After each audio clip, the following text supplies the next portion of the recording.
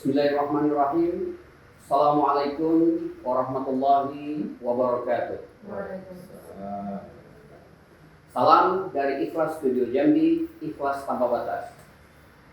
Alhamdulillah, hari ini kita berada di Ikhlas Studio Jambi dalam acara podcast bersama Rektor Universitas Baitur Rahim, Bapak Dr. Julius Chandra SEMM, sebagai narasumber.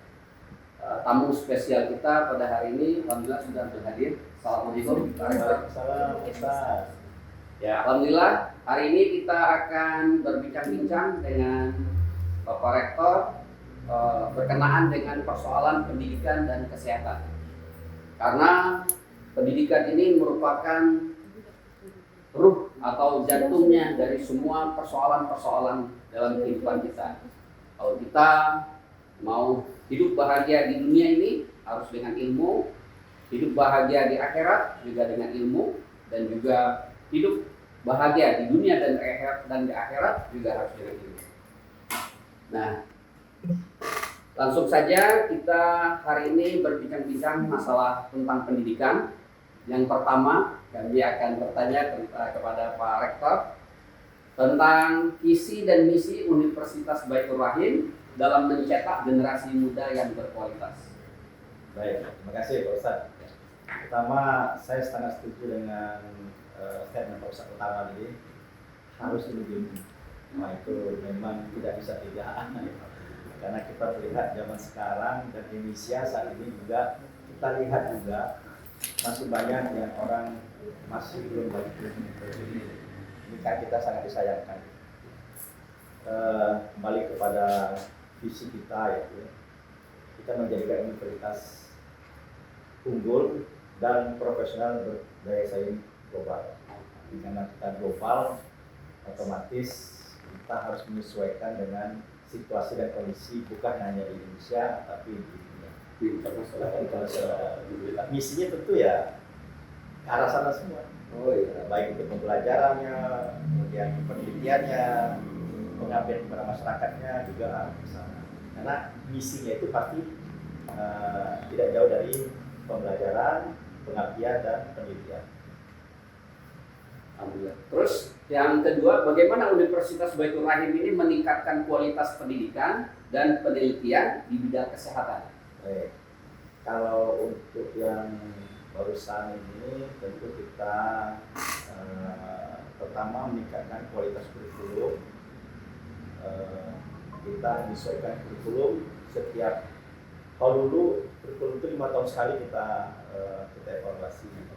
Tapi kalau sekarang tidak lagi, sesuai kebutuhan dunia kerja, termasuklah dunia internasional. Jadi kita menyesuaikan dengan kondisi itu. Kemudian meningkatkan kualitas dosen kita, meminta mereka untuk sekolah S3, kemudian penelitian mereka. Kalau kami di Universitas itu penelitian minimal 1 kali setahun, kalau pengabdian 2 kali setahun.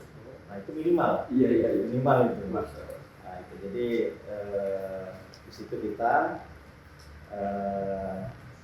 lihatkan para dosen dan mahasiswa.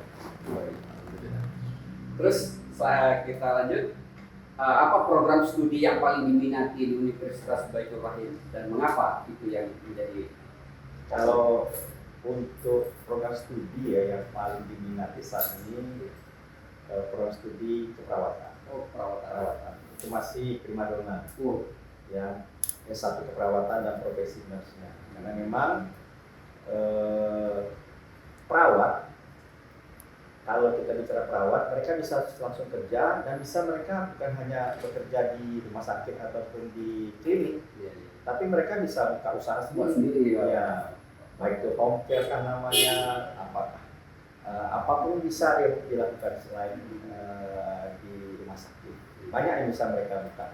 Ya, rumah sunat juga ya. Rumah sunat juga namanya, rumah untuk yang luka bakar. Iya, banyak sekali sekarang itu yang. Bahkan sekarang kalau bicara home care orang ini Ustaz ya, sudah sampai ICU pun bisa ke rumah. portable semua alatnya portable di rumah. Jadi ya tergantung semuanya kebutuhan dari pasien. Kalau seandainya sudah tidak betah di rumah sakit, bisa kita pindahkan ICU. Cuman yang di Jambi belum, baru di Jakarta. Karena alatnya lumayan mahal. Ya. Kemudian yang keempat, bagaimana Universitas Baitur Rahim ini mempersiapkan lulusan untuk bersaing di tingkat nasional dan internasional? Oh, kalau itu kita selain perkuliahan, ada juga praktek, dan juga mereka kita ajak untuk ikut penelitian, pengabdian, kita ajak mereka. Jadi mereka soft skill mereka kita biarkan, karena kalau hanya di pendidikan saja mereka soft skill mereka tidak mampu, ya itu berdampak tidak baik nanti pas mereka masuk dunia kerja. Dan bagi mahasiswa baru kami yang ada di kampus Universitas Baitur Rahim, mereka waktu masuk pertama sekali udah kita kali dengan training ESQ yang paling lancar. Jadi mereka sudah kita ajarkan kecerdasan emosional dan kecerdasan spiritual. Nah, jadi paling tidak kalau selama ini mungkin tidak ada remnya, ya kalau sekarang ada nambah rem dikit lah. Ya walaupun mereka masih ya namanya remaja gitu ya, masih labil, tapi setidaknya kita sudah ngasih rem nih. Rambu-rambu kita kasih nih. Bahwa sesungguhnya hidup ini untuk apa?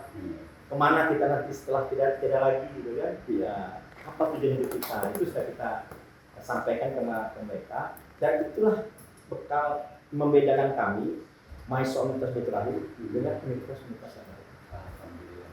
Luar biasa. Ya, kita next tentang masalah kesehatan nih, Pak Rektor.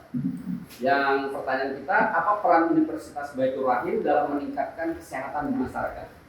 Kalau untuk hal tersebut, selain kita ada pengabdian kepada masyarakat, kita menyampaikan bagaimana tentang kesehatan, bagaimana tentang kita juga sering mengadakan pemeriksaan kesehatan gratis. Ini ada sehat bersama Baitur Rahim. Jadi kita melakukan itu, dan kita juga punya rumah sakit. Alhamdulillah. Jadi kalau untuk pengobatan kita aja rumah sakit.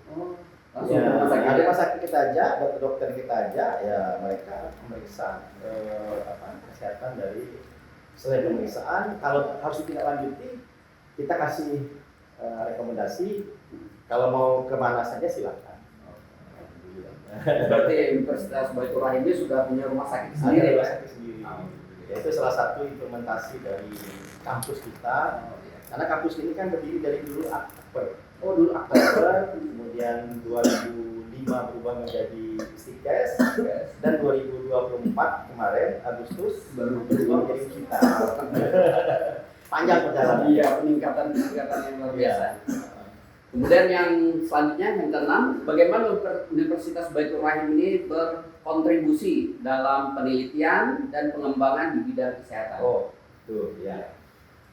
Kalau penelitian, pengembangan segala macam, kita setiap tahun mengadakan ada kalau dosen penelitian dan pengabdian.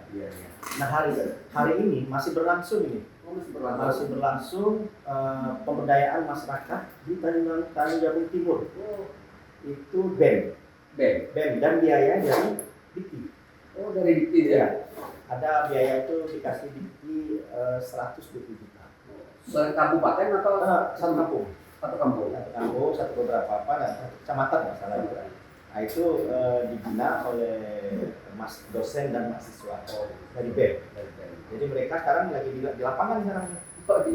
Dan tahun kemarin dosen pengabdian kepada masyarakatnya di daerah Matahari, dari Pak desanya itu dengan Sumpah Dalam. Dan biayanya dari situ dapat bantuan dari Dikti, jadi hibah pengabdian masyarakat, dan ada besar 240 juta. Jadi kita aktif di penelitian dan pengabdian, yang mana berdampak langsung kepada masyarakat. Berarti itu di kampung Sukuana dalam, Pak? Ya, Oh, di kampung dalam.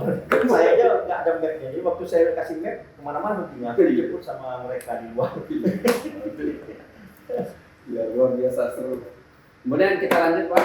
Apa program kesehatan yang dijalankan di Universitas Baitur Rahim untuk masyarakat ini? Nah itu tadi sehat bersama Universitas Baitur Rahim. Oh, sehat. Jadi kita mengadakan apa namanya ini senam bersama, kemudian ada pemeriksaan kesehatan gratis, termasuk cek gula darah, semacam masuk, dan nanti ada untuk apa namanya terapi juga ada. Jadi bagi ada yang stroke segala macam, nah itu kita akan kasih terapi. Kemudian untuk yang gizi, yang berat berlebih atau yang kurang gizi, atau yang obesitas, nah kita kasih konsultasi untuk mereka. Nah, gitu. Jadi memang di kesehatan ini banyak kegiatan yang bisa kita lakukan. Sangat banyak malah ini. Ya, kita lanjut ke pertanyaan kita yang ke-8. Bagaimana Universitas Baitur Rahim ini meningkatkan kualitas layanan kesehatan dan fasilitas di kesehatan yang terkait dengan universitas ini? Baik. Kalau untuk fasilitas kesehatan, ya, kita hanya punya laboratorium. Laboratorium.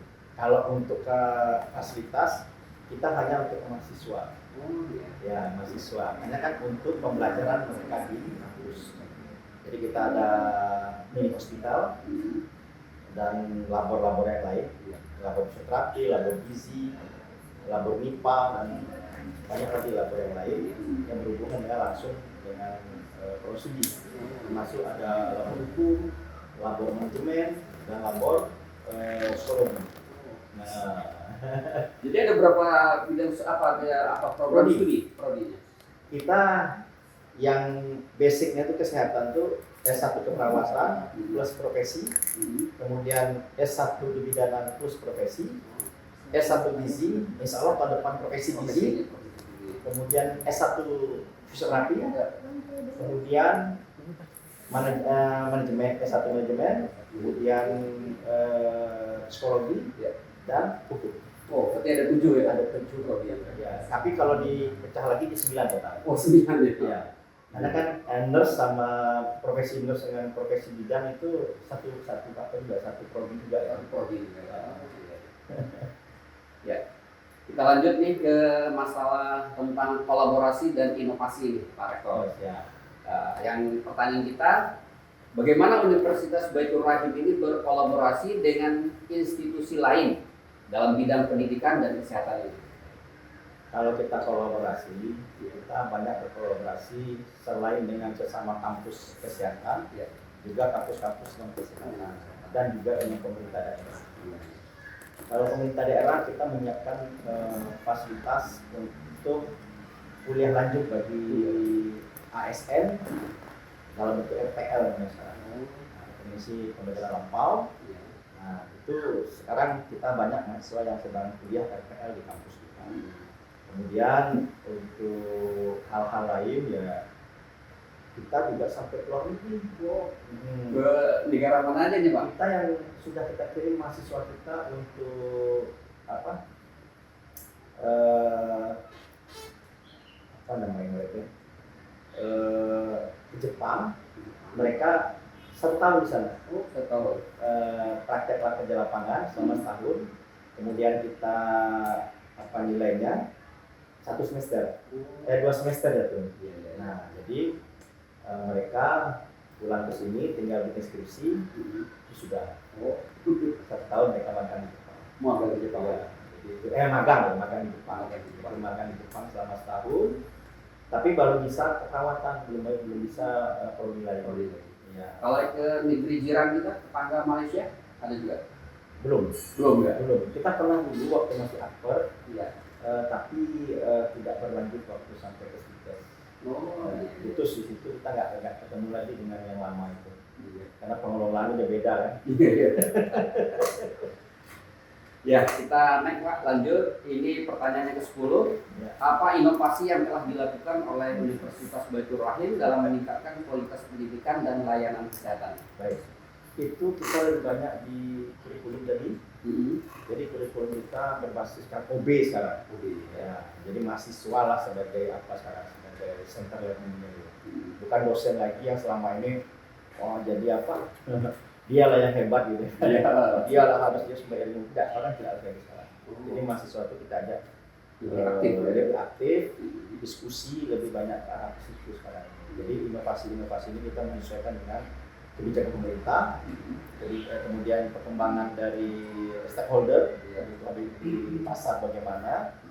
Jadi sama kalau ibarat tuh kayak gini Pak Ustadz, kita punya rumah makan, kita ini bagian dapur ini menyiapkan makanannya kan, chefnya nih kan. Nah nanti menunya di luar menu ya ini lah. Jadi inovasi terus Pak, terus kita betul-betul tidak ada nggak boleh mati gitu. Inovasi tanpa henti. Iya, inovasi kadang henti. Tanpa inovasi mati.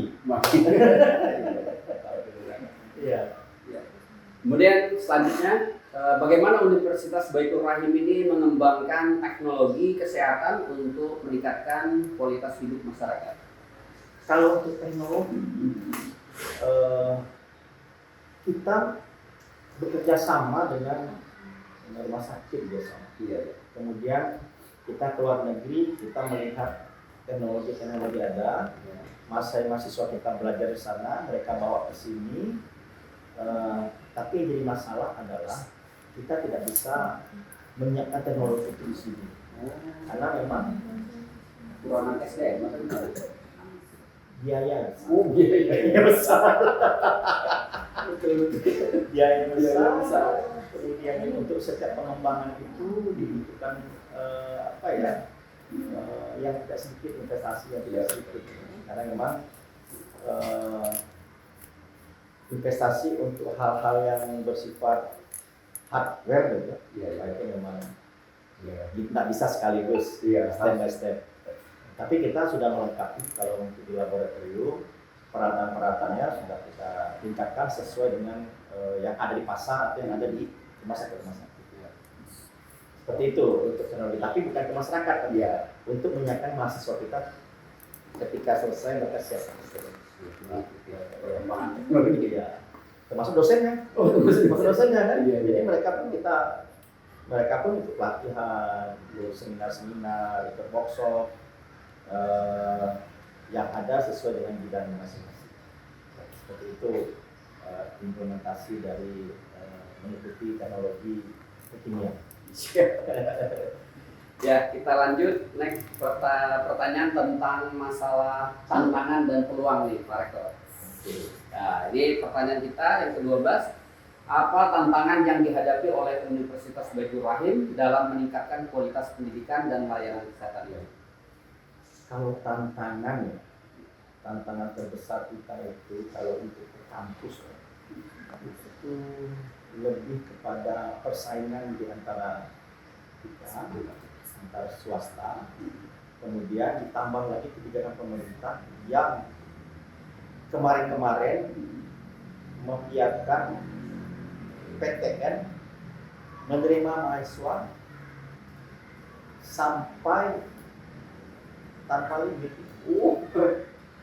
Tanpa limit jadi ya, waktunya pun panjang. Nah, kalau dulu kan penerimaan di negeri ini kan cuma dua gelombang. Iya. Pertama undangan, yang kedua itu ujian ya. SNPTN namanya. Nah, kalau sekarang kan mandiri 1, 2, 3 gitu kan. Sehingga kita kampus swasta kesulitan mahasiswa. Kemudian yang paling betul itu adalah waktu juga panjang. Nah, alhamdulillah tahun ini Kementerian Dikti ya itu memberikan batasan 31 Juli. Dan tahun 2026 pun 31 Juli. Ada peluang untuk swasta. Ada peluang untuk sekolah. Tapi yang belum keluar itu Saya kan beberapa waktu lalu kami dari asosiasi bertemu dengan Pak Menteri. Salah satu permintaan kami itu adalah waktu kalau bisa dimundur lagi gitu, jangan di Juli itu, di Juni aja gitu kan. Nah, satu lagi yang paling apa itu adalah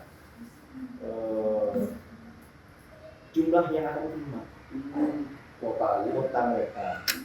Nah, dengan kondisi saat sekarang ini mahasiswa baru yang sedikit kita agak kesulitan, ya berdampak ada perkembangan dari kampus yang ada swasta ini.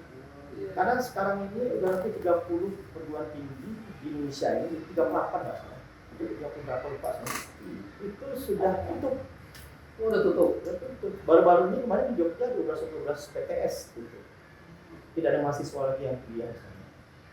Nah, ini kan harusnya jadi perhatian pemerintah, karena biar bagaimanapun swasta ini ada perannya. Iyalah, Peran aktif mereka tanpa ada dibantu pemerintah bisa menyelenggarakan pendidikan, ya kan?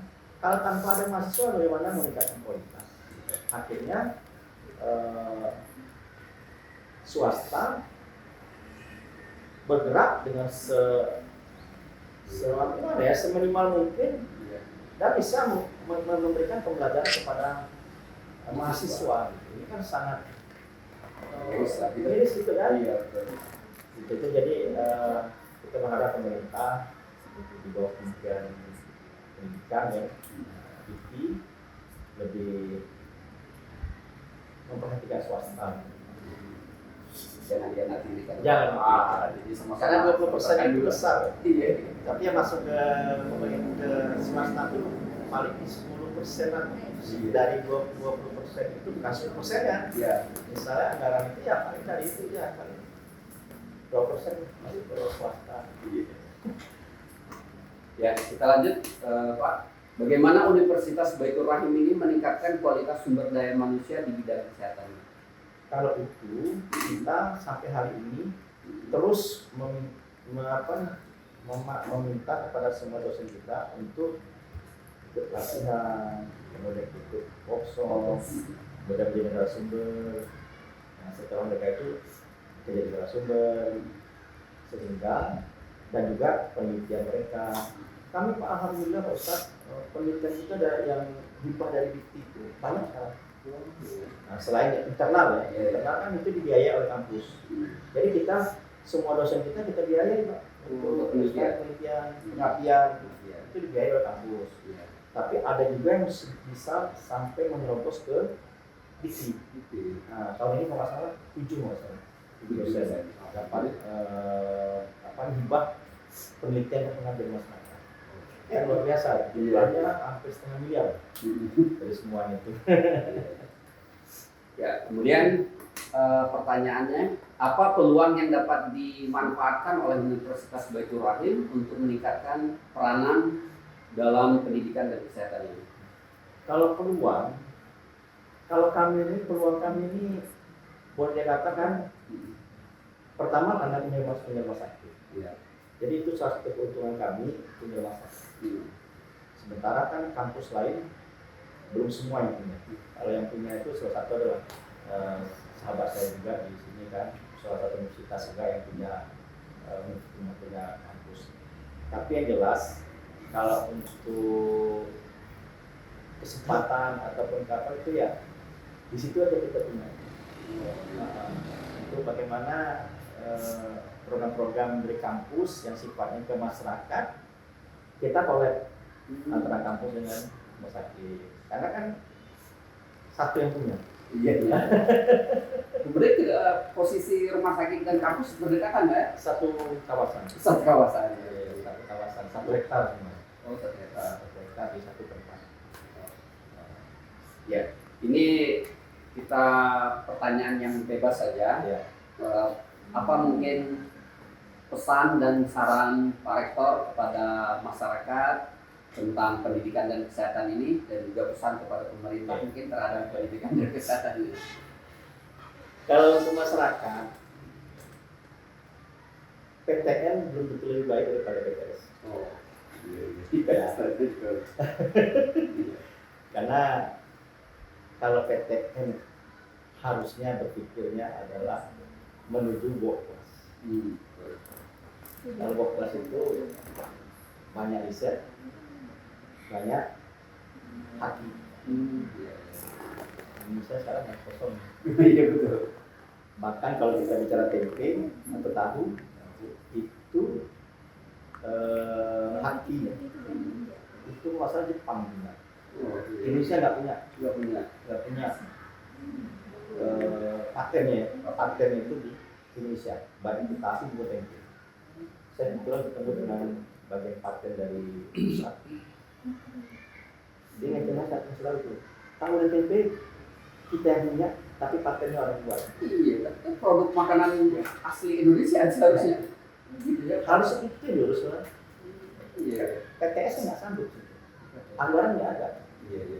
Kalaupun ada, ya sedikit sekali bisa kita siapkan. Jadi masyarakat jangan tapi istilah itu PTN betul-betul itu kalau untuk masyarakat. Jadi tetap PTS itu bisa memberikan yang terbaik. Kemudian untuk pemerintah, memang pemerintah itu tidak ada hubungan langsung dengan perguruan tinggi, tapi mungkin pemerintah bisa mengalokasikan sedikit anggaran untuk memberi bantuan kepada PTS-PTS yang ada di Jambi. Kebetulan saya Ketua Asosiasi Perguruan Tinggi Swasta Indonesia untuk Jambi, membawahi 38 perguruan tinggi swasta. Ada 38 PTS yang ada di Jambi. Mungkin Pak Gubernur ataupun Pak Wali Kota ataupun mungkin Pak Bupati yang di lokasi kami masing-masing PTS bisa dapat memberikan hibah, entah itu hibah buku, entah itu hibah laboratorium, entah itu hibah untuk kendaraan operasional, atau yang paling penting adalah bagaimana hibah itu dalam bentuk beasiswa kepada masyarakat, pada mahasiswa itu. Yang kami sangat salut ya Bumi Sake itu sangat bermanfaat, tapi kan masih terbatas. Bisa dirasakan oleh PTS juga, Pak? Ada, Pak. Karena kan dosen kami ada dapat dari Bumi Sake dapat beasiswa itu. Walaupun tidak cukup, tapi setidaknya kami merasakan ada pernah mendapat. Jadi itu terima kasih Pak Gubernur atas Bumi Sake-nya. Kalau bisa diperbanyak lagi untuk pembangunan pendidikan di Provinsi Jambi. Ya, sebelum kita akhiri acara ini mungkin ada pertanyaan-pertanyaan dari pemirsa TikTok kita. Ada, silakan. Pertanyaan dari kami sendiri. Pertanyaannya itu Pak, ini tentang kurikulum Pak. Kami selama kuliah mendengar tentang kesehatan atau pendidikan, tentang kurikulum berbasis bahasa Inggris khususnya di Kota Jambi ini jarang didengar. Ini apakah di Universitas Baitur Rahim itu pernah nggak bikin khususnya umum untuk Universitas Baitur Rahim untuk kesehatan itu kurikulumnya khusus bahasa Inggris itu ada nggak? Kalau untuk bahasa Inggris sampai hari ini masih ya. Bahkan kita tambah dengan Jepang. Satu jurusan apa semua? Semua. Bahkan Jepang itu semua juga. Jadi karena kita kan kerjasama dengan Jepang. Iya. Ini bulan Maret ini kita mau ngirim alumni kita ke sana untuk kerja. Kerja. Jadi kalau mau yang kerja di Jepang, kita sudah B2B, bukan G2G, kita B2B. Sudah siap ya. Kita sudah ada kerjasama, sudah MOU sudah, MOA sudah, semua ada lengkap. Bahkan untuk bahasa pun fasilitatornya dari Jepang. Mereka memfasilitasi untuk bahasa Jepang yang dipersiapkan untuk kerja di sana. Jadi kalau bahasa kita bukan hanya Inggris tapi Jepang juga ya. Sudah 3 bahasa sekarang. Ya, bahasa Indonesia, bahasa Jepang, bahasa Inggris. Berarti ke depan mungkin tambah bahasa Mandarin. Arab ada. Arab ada. Cuman kita sekarang Arab sudah kita hilangkan di kurikulum karena nggak ada yang arah ke sana. Karena kita sudah beberapa kali coba ke Arab, belum ada channel kita ke sana. Jadi makanya karena tidak ada pasar geser ke sana, jadi kita freeze-kan dulu bahasa Arab. Karena sekarang yang banyak minta itu Jepang sekarang. Jepang mau 1000 diterima padahal. Iya. Cuma masalahnya kan bahasa. Iya Bahasa mereka itu bukan gampang. Setahun belum tentu bisa sampai N4. Setahun aja belum tentu N4. Kalau yang muda mungkin bahasa Melayu, ya. Bahasa Melayu. Bahasa Melayu kita bisa kirim Bisa ke langsung, Malaysia, langsung. Bisa langsung. Iya. Tapi standar Jepang agak tinggi. Iya. Agak tinggi. Kemampuan kita. Dan kita memang sudah kita latih. Karena di sana itu pun saat ini yang membutuhkan sekarang yang paling banyak itu capiver untuk hati jompo. Hati paling banyak sekarang. Ya, banyak sekali. Itu yang berapa aja kita Sekarang nih dia minta ke saya 50, pada 100. Menyiapkan itu kan bukannya semudah meletak pelakatan, karena masalah di bahasa. komunikasi ya, Iya. bahasa. Kita ya beberapa yang alumni Baitur Rahim itu banyak sekali dia di Jepang. Di Jepang ya. Bahkan yang magang kemarin ini bahasa Jepang udah bagus sekali. Sekarang mereka dijamin. Iya, alhamdulillah. Kalau ke Jepang mereka disiap langsung terima ya. Iya. Jadi untuk keselamatan kesejahteraan itu terjamin nggak? Sampai hari ini kalau Jepang, kalau dengan kami, insya Allah semua terjamin. Baik itu penghasilan, baik itu keamanan mereka di sana, insya Allah tidak ada masalah. Itu mereka juga komunikasi dengan kami. Kemudian juga di sana juga ada juga yang perusahaan yang di sana itu juga dengan kami pun sudah komunikasi. Dan saya juga tahu tempatnya di sana. Kami sebelum ngirim itu saya udah dibawa ke sana. Udah berkunjung. Udah berkunjung ke sana, dikasih free lah semua selama di sana.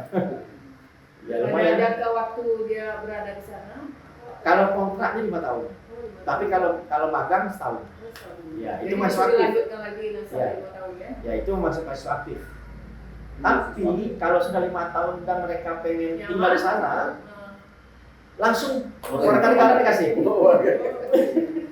Sangat mudah. Berarti biaya waktu magang dari sini ke Jepangnya itu ditabung atau biaya Jadi sendiri? gini, kemarin pemerintah daerah yang buat kota, Nah, yang bantu waktu itu Pak Pasar, masih Pak Pasar waktu itu. Sampai sekarang itu masih Pak Maulana meluruskan seperti ini.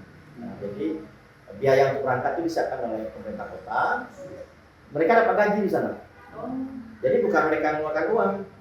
Nah, kalau di sini kan kalau kita mau magang di rumah sakit manapun bayar kan? iya, kita yang bayar. Nah, kita yang bayar. Ya kan? Kalau di sana kita dibayar. Ya, kita dibayar. Pak, berapa Pak gaji kalau di Jepang UMR-nya Pak? Kalau untuk UMR-nya kalau nggak salah 15-an sampai 20-an. Juta Ya, Pak? juta. Ada yang berminat Ada. Puasa juga Ya yang di sana sekitar sebelum 8 juta. sebelum ke sana ada pelatihannya dulu ya, Ada. Pak ya? Jadi Boleh daftar. pelatihan bahasa, kemudian juga budaya. Kalau mengenai caregiver-nya ya itu kan sebentar ya, Iya. nggak lama ya. Tapi yang paling menyesuaikan, yang paling berat itu budaya.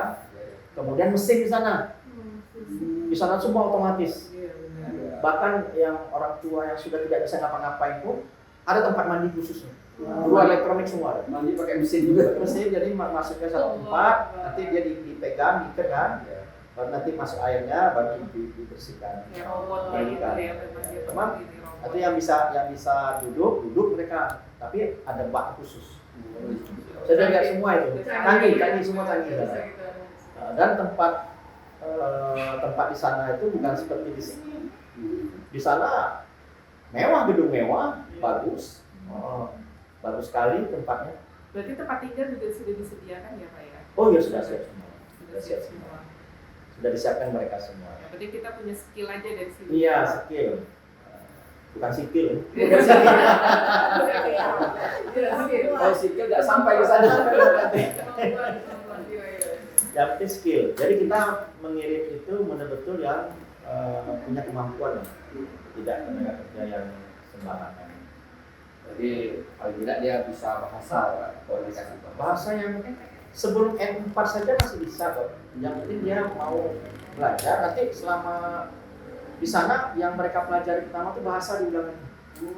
Diulang lagi sama mereka selama setahun, nanti baru mereka masuk ke lapangan pekerjaan. Nah itu. Terima kasih. Masih ada pertanyaan? Cukup ya. Kalau mau daftar kemana Pak? Ya, bisa kita bisa. Dari mau anak Eskom nggak Pak? Kalau komputer sampai hari ini saya belum tahu ya, tapi bisa ditanya nanti. Oh, ya. Tapi yang dibutuhkan sekarang ini perawat, pertanian. Pertanian. Pertanian mereka luas sekali, tapi orang nggak ada. Nah, tapi nggak tahu kalau yang apa tadi ya, komputer. Kalau ada nanti saya bidang tanya. IT Pak, saya mau melamar jadi animator. Oh iya, nanti saya tanya ke teman-teman. Berarti pertanian peternakan yang masuk ya Pak ya? Peternakan, iya peternakan salah satu juga, karena mereka punya sapi yang the best itu sapinya, Oh, sapi yang dagingnya sangat mahal itu kan. Sapi Mas yang juga kita pernah mau main. Ya, terima kasih kepada semua pemirsa. Alhamdulillah kepada Pak Rektor, terima kasih banyak atas kehadirannya di Studio Ikhlas, sudah memberi wawasan edukasi kepada kita tentang dunia pendidikan dan kesehatan. Jadi kita sudah mendengarkan paparan dan penjelasan uraian dari Pak Rektor kita bahwasanya Universitas Baitur Rahim ini salah satu universitas is the best, terbaik lah di Provinsi Jambi ini. Jadi bagi kita semuanya para pemirsa atau yang mau menyekolahkan anaknya, ya, boleh langsung ke Universitas Baitur Rahim. Alamatnya di Lebak Bandung. Nah, berdekatan dengan Bandung lah ya. Di Lebak Bandung. Ya, demikian untuk acara kita pada hari ini. Semoga apa yang kita lakukan hari ini bernilai ibadah dan dari Allah. Amin. Dan mendapat manfaat untuk kita semuanya, menjadi amal jariah kita semuanya. Billahi taufik wal hidayah. Assalamualaikum warahmatullahi wabarakatuh.